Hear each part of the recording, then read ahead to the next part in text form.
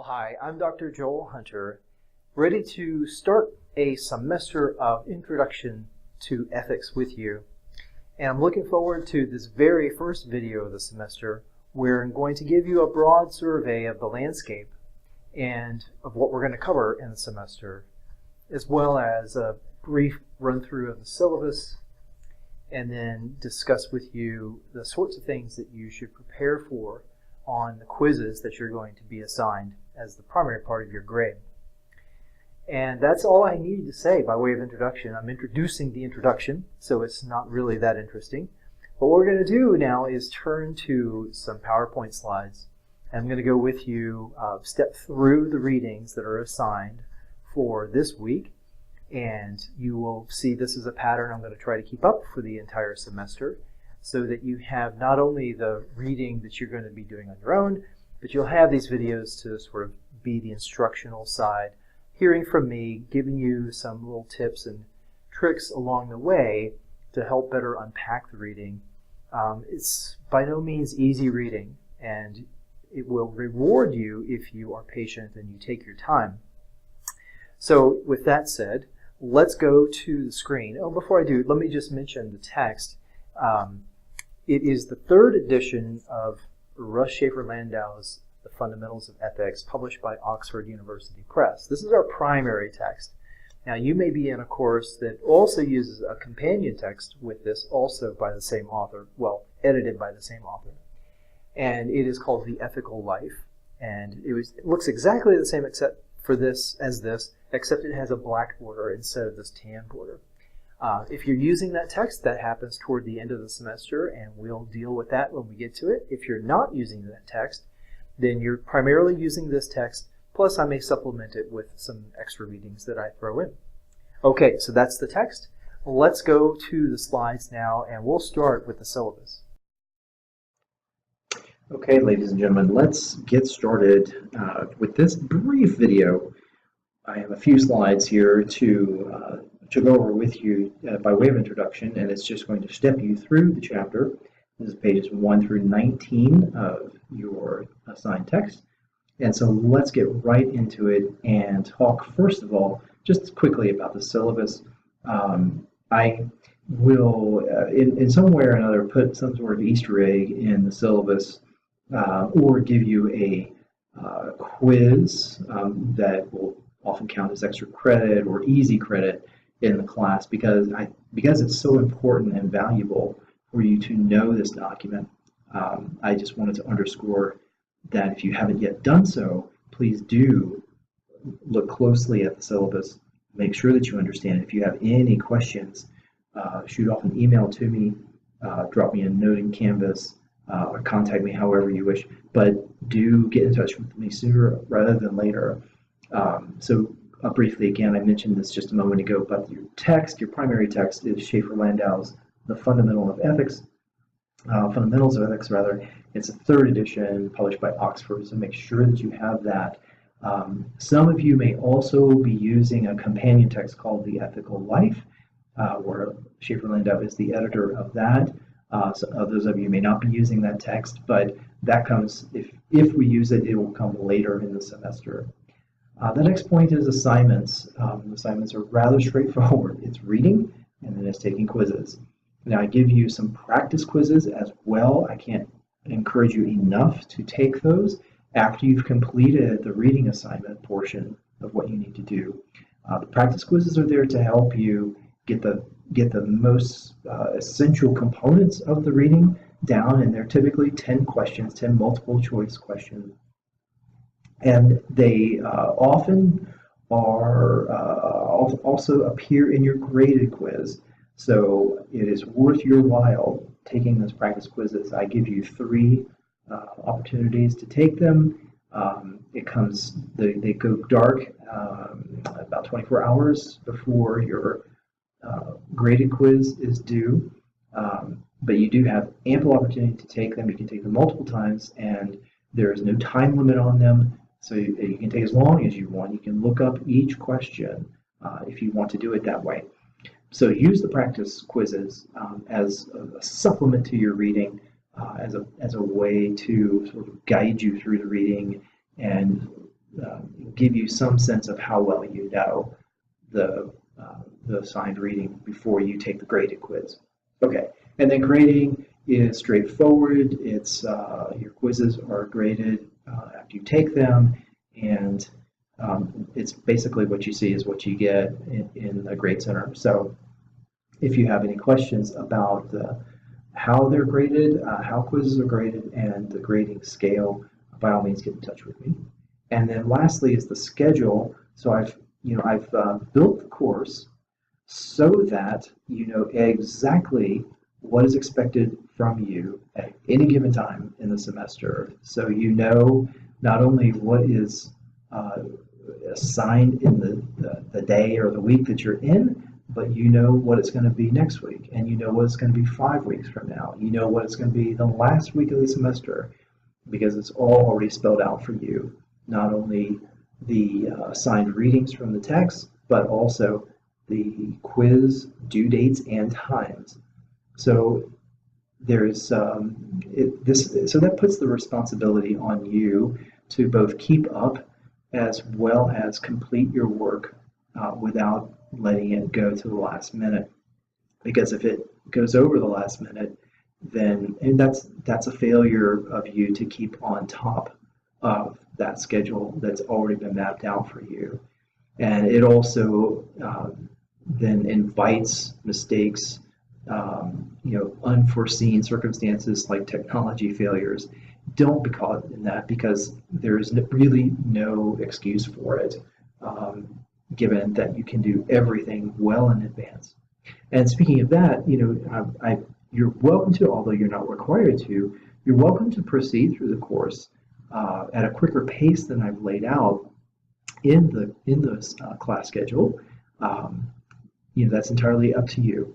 So this is one of the nice things about an online course, is that you can do that. You can do it at your own pace. You can take it as slow as I've mapped it out, or you can hit the gas pedal a little bit and get ahead if you wish. Okay, so let's move into the introduction and talk about how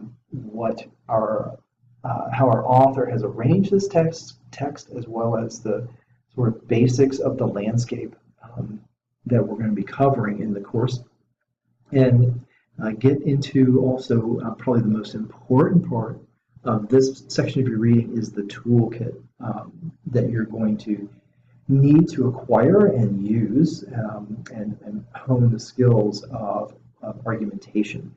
This is a philosophy class, and so philosophers deal with arguments, and that's an essential component of what you need to be able to do. You need to be able to recognize an argument when you come across them. You need to be able to analyze those arguments, and you need to be able to construct your own arguments. Okay, so let's talk then about the areas, the core areas of moral philosophy. There are 3 that we're going to be talking about in the text. First is value theory, and that asks questions like, what makes a life go well? We also are covering normative ethics. So normative comes, the root there is norm, which means something like a standard. And it asks, typical question is, what are our moral duties? It has to do with behavior and action. And then the third area, and what I think a lot of my students will find to be the most fun area, is metaethics. And there we're asking, what is the status of ethics? And it's kind of an odd way to pose the question, but what we want to know is what kind of knowledge area is morality or is moral philosophy?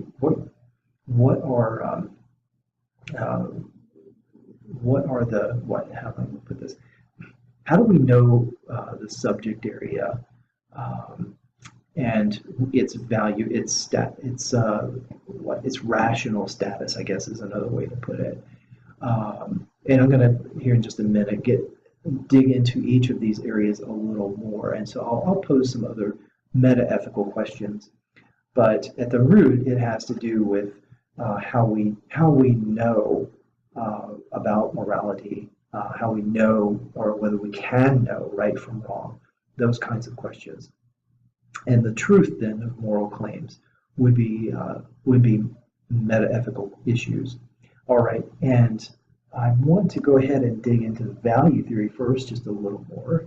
And so your author discusses this, and it appears as the first subject area in your text. I think it's chapters 2 through 5, but we're not going to do it first. We're going to instead skip ahead to metaethics. So in value theory, we ask questions like, what is the good life? What's worth pursuing for its own sake? In other words, what's worth doing? What kind of goal is valuable intrinsically? In other words, we don't have to look at things like, well, this goal is valuable because it makes more money, or I get more money out of it. That's extrinsic. That's something external to the pursuit that provides value to it. So what we want to know in value theory, though, is what kinds of things are worth doing for their own sake. Why? Because the kinds of things that intrinsically lead to a good life, for example, or to well-being. How do we improve our lot in life? So notice that assumes then that that's possible to do, right? And improvement there would mean things like moral improvement. How do I become a morally better person, for example, is a question that value theory would ask. Okay, so when we talk about values, two common ones are happiness and desires. So we would like to know, for example, is happiness the be-all and end-all of a good life? Or are there things, is it the only thing that's desirable for its own sake, without exception?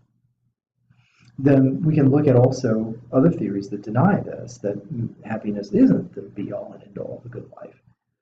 So that's all covered in value theory.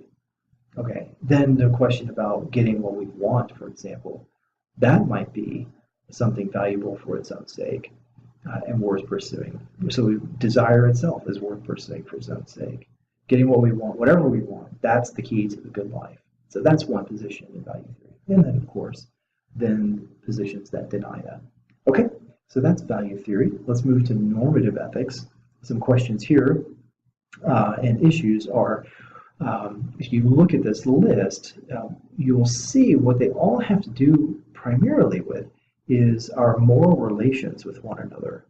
So if we're talking about moral relations with one another, then that assumes that these others, whoever they are, count, morally speaking. That other humans, for example, are moral agents, or that is, they count as moral agents, as moral beings. But maybe it's not just humans. Maybe non-human animals are also count. Maybe ecosystems count. Maybe other types of entities count. Maybe artificial intelligence counts. Are they morally important in their own right? So this is an important issue when we're talking about normative ethics, because we're talking about relations with one another. So another question is, are there fundamental moral rules, maybe like the golden rule, that justify all our specific moral duties? That is the search for those kinds of rules is another important part of normative ethics, though not entirely. And then what about self-interest? What about virtue? What about justice? What roles do those kinds of issues play in morality? Are we ever allowed to break the rules? If we are, when and why? So those are really important moral questions in normative ethics. And we will be spending the majority of our time in normative ethics. And then metaethics, as I mentioned, is the third area. It's actually the first area we're going to be getting into. And we want to know the status of moral claims. We want to know what makes a moral claim right or good. What is it that makes it right or good? We all have views about what's right and good. Are these just matters of taste? Are they social customs? Are they what God commands? What makes a view, a moral claim, right or good? What about the content of, not the content of the ethical claims. That's value theory and normative ethics. Rather than the content of the ethical claims, the status of them as items of moral knowledge. Okay, can we have that kind of knowledge where we can know whether a moral claim is true or false, for example? If so, how do we know that? So moral knowledge, the question of moral knowledge with not only moral authority, but also moral knowledge. So these kinds of questions are taken up, and the sort of big question underlying them all is the worry that the moral skeptic is right, or even the moral nihilist, that there is no morality. And that question then is, why be moral? So it's framed here as, or stated here in your list as, is there always good reason to behave morally? So we can ask, why be moral? That's a metaethical question. And within metaethics, so I've already hinted at this or pointed to it, is that metaethics is often concerned with answering the moral skeptic. And so that's a big section that we'll be dealing with shortly. About skepticism and ethics. So, it's difficult. Moral philosophy is difficult, and so because of that very difficulty, because it can be difficult not only to use our intellectual abilities to defend and justify our moral claims as well as our actions, a lot of people will just give up, say, "Oh, it's too hard." I'd rather, because it's hard, I'm just going to say, it's the whole enterprise of having to justify moral claims or, assign praise or blame. I just don't think it can be done. All views, when it comes down to it, on ethics are equally plausible. So we're going to be looking at the moral skeptic very, very closely, and we're going to look at several arguments. In fact, in your introduction, your author goes through 5 very common moral skeptical positions, and I encourage you to look at those on page page 4, and then see if you can identify what some of the problems are with those arguments. So it goes without saying that moral skepticism is going to be a controversial position. As popular as it is, it's when it comes to providing good arguments for moral skepticism, it's very difficult. And so it's controversial. It has problems, and we're going to be looking at that as well. And so the position that is that moral skepticism is rejecting is the idea of objectivity and morality. And we'll talk about that when we get to that chapter. But let's just say the moral skeptic is right. Just grant, for the sake of argument, the moral skeptic is right, and that there is no objectivity in morality, no objective moral standards. Even if that's true, and that's a big, big if, ethics may still be worth studying, even if it's not objective. So I'll lay that out there as a marker for what we're going to be talking about in a future video. But for your own satisfaction, think about that, and maybe think about other areas where that might be true. For example, like take art, for example.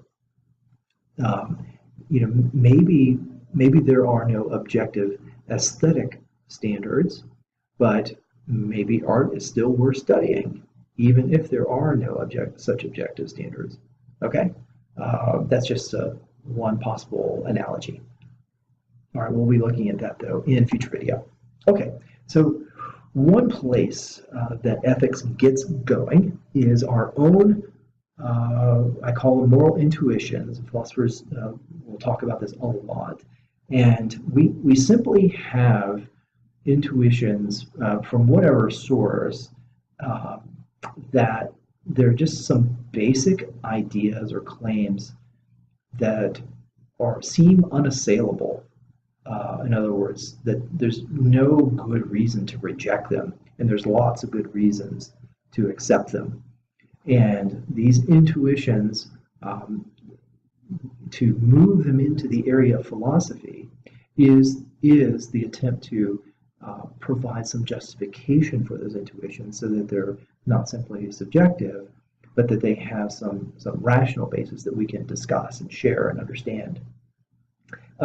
So that would be a really interesting list for you to consider, is what the author gives you on pages 6 through 7, some common moral starting points that a lot of people share, and multiple, not just one, a single one, but you may share a lot of these as your own. And they get our wheels thinking, they get our wheels going when it comes to thinking about morality. And they provide some constraints on our arguments, because if our argument leads us to reject one or more of these intuitions, that makes the argument suspect. If it leads to a rejection of one of these, not necessarily, but it is a constraint, something to be aware of, whether or not we're on the right track in a moral theory. Okay, so have a look at these and see which ones that you would take for your moral starting points. Come up with kind of your own inventory there. And of course, now there's lots more than just these, but these are some very common ones. And by the way, this does not mean, by the way, just because they're moral intuitions, just because they're very common, just because they may seem unassailable, that doesn't mean that they're beyond criticism. They're very plausible, and that's not the same thing as saying that they're unassailable. You might be able to come up with some good reasons to weaken your confidence in one or more of these. But the point of that then is that takes effort, and getting back to the moral skeptic, who is often a lazy thinker, what it requires then, in order to challenge or to criticize effectively any of these ethical starting points, it takes work. You're going to have to really scrutinize the claims, the terminology, the implications, the assumptions, and so on, and that takes work.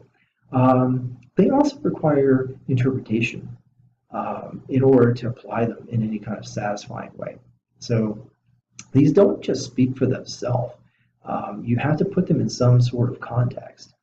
For example, there's one in your book that's not on here, but for example, equals ought to be treated equally. Okay. Now, all of the interesting questions about that are left open. What makes people equals? Or should we consider as equals even non-humans? Can we treat people equally without treating them in precisely the same way, and so on? So there's always questions that are left open without adequate context provided. So all the claims require some interpretation and exposition in order for them to be satisfying.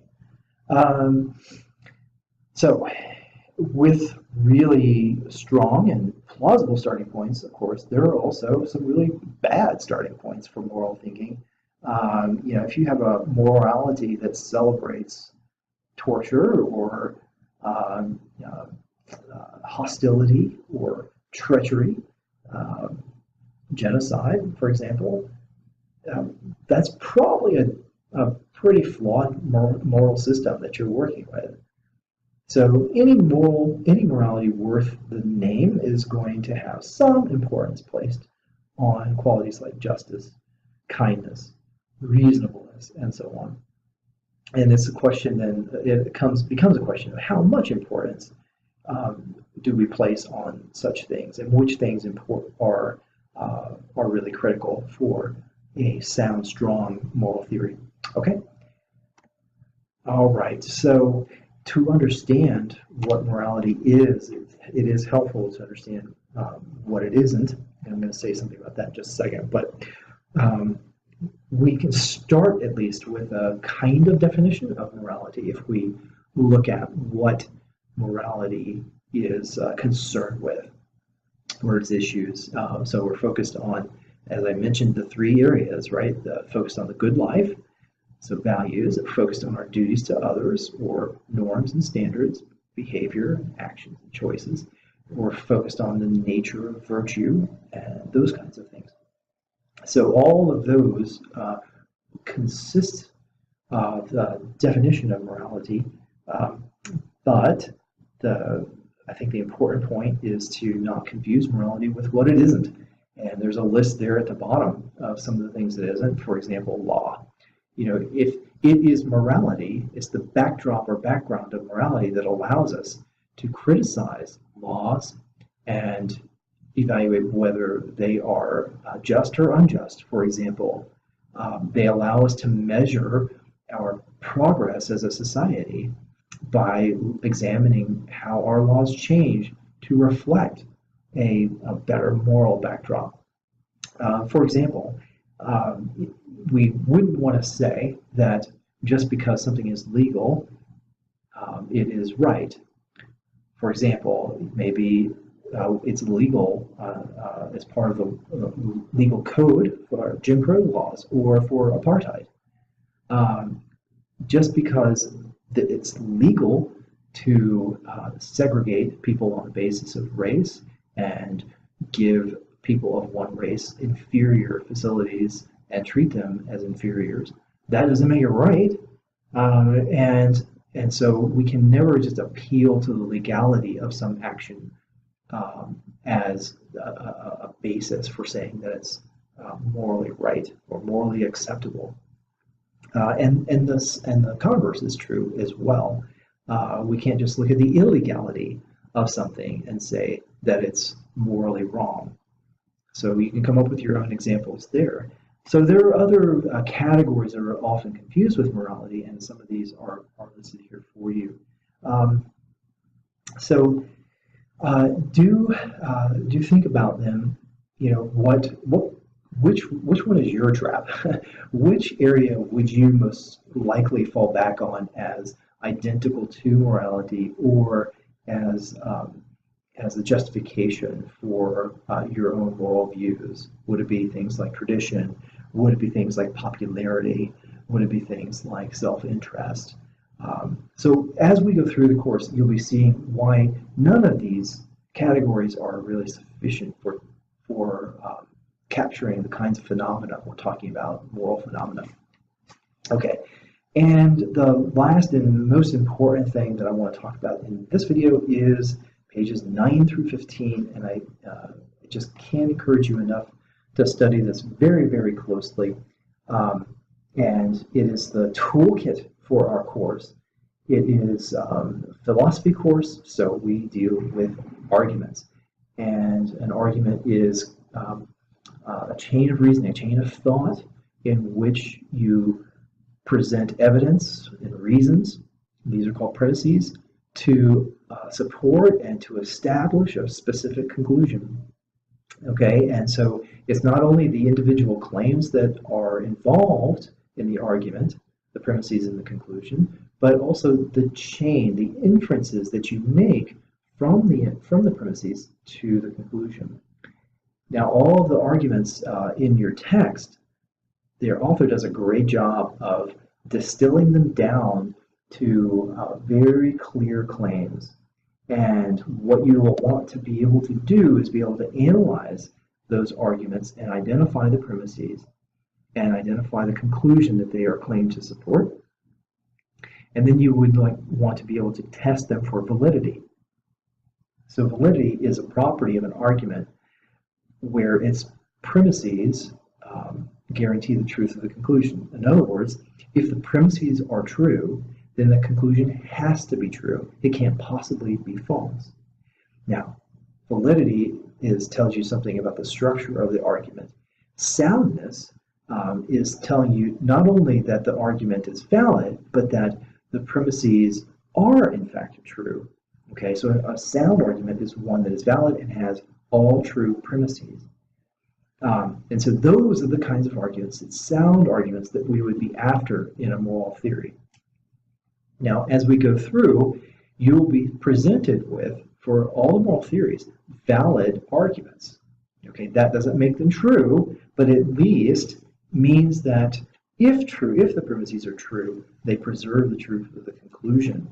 Okay, so that's what we want to be able to identify. That is at least the starting point for a good argument, is validity.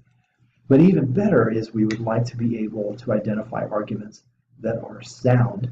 And so that is where we begin to test the truth of the specific claims, like the general moral principles that are cited and the other reasons and evidence that are cited, so that then in a particular case we can determine the correct conclusion. Okay, so I just want to encourage you again, and I can't do it strongly enough, is to look at the section on pages 9 through 15 so that you understand what your author is doing when he calls out arguments either for or against a theory position, and be able to analyze them. Now, I'm not going to go through it here, but I'm a big Monty Python fan, and if you will look at the PowerPoint online, you can play this video that I picked out for you. It's actually quite good, where the protagonist here, played by Michael Palin, goes into a clinic in order to order and have an argument. And he gives you actually a very good definition for an argument in the course of this sketch, and is a fun way to contrast argument with what a lot of people think of when they think of arguments, which in this case have to do with contradiction. But have a look at that on your own time. Have a laugh. It's worth it. Trust me. Okay, moral theory then is the general principles, set of principles that tell us what is morally right in a wide variety of cases. Okay, so knowing which principles are plausible and how they relate to each other is a large part of what moral philosophy is about. So we're looking at the plausibility of those moral principles. So think back to what I mentioned earlier about the starting points, those moral starting points. A lot of those are such general moral principles. Okay. We want to be able to test the theories, and so we are going to be looking beyond details of specific cases, although that's often where we have to start because of we start with experience. But we want to be able to generalize those specific cases so that we can get to really the deepest truths of how to live and what is good and worthwhile. So it's getting to those kinds of truths then that apply to lots of cases, not just a specific case. If you think about it in that sense, doing philosophy is a lot like scientific thinking, where you're looking at evidence and you're testing hypotheses, and you're looking for general truths, what science calls laws, right? Laws of nature. In much the same way, we're doing that as well. Different toolkit though. Our toolkit is arguments, not laboratories and material testing. So let's see if there's anything else I want to say about this. I don't think so. I think we're ready to go, guys. We are ready to get going into your main readings, and you may be starting next in chapter 1, or you may be starting in chapter 19 in this semester. Is fall 2017 is when I'm doing this recording, and I like to push right over into metaethics because that's the most, for me at least, one of the most exciting parts of doing ethics is confronting the moral skeptic and even the moral nihilist, and seeing what those positions are, what is there to say for them, as well as how do we respond to the moral skeptic and moral nihilist. Are there good arguments against those positions? And we'll look at chapters 19 through 21 then in the early part of the semester. So until then, good luck on your quiz, and I'll talk to you later.